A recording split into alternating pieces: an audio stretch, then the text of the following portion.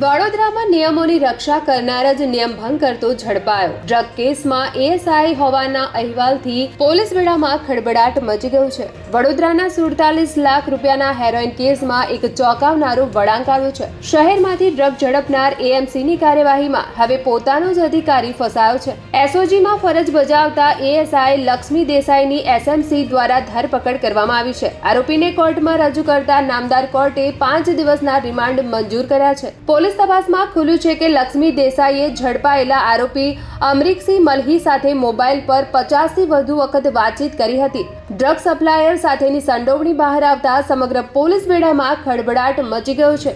એસએમસીએ મજબૂત પુરાવા એકત્ર કરી લક્ષ્મી દેસાઈની ધરપકડ કરી હતી. જે લક્ષ્મી દેસાઈ અગાઉ આરોપીઓને જાપ્તામાં કોર્ટમાં રજૂ કરતો હતો તે જ પોતે જાપ્તામાં કોર્ટ સમક્ષ હાજર કરાયો છે. આ ગંભીર પ્રકરણને પગલે લક્ષ્મી દેસાઈને સસ્પેન્ડ કરવામાં આવ્યા છે. નોંધનીય છે કે દેસાઈને નિવૃત્તિમાં માત્ર 6 મહિના બાકી હતા ત્યારે આ કાંડ બહાર આવતા પોલીસ તંત્રમાં ભારે ચર્ચા શરૂ થઈ છે.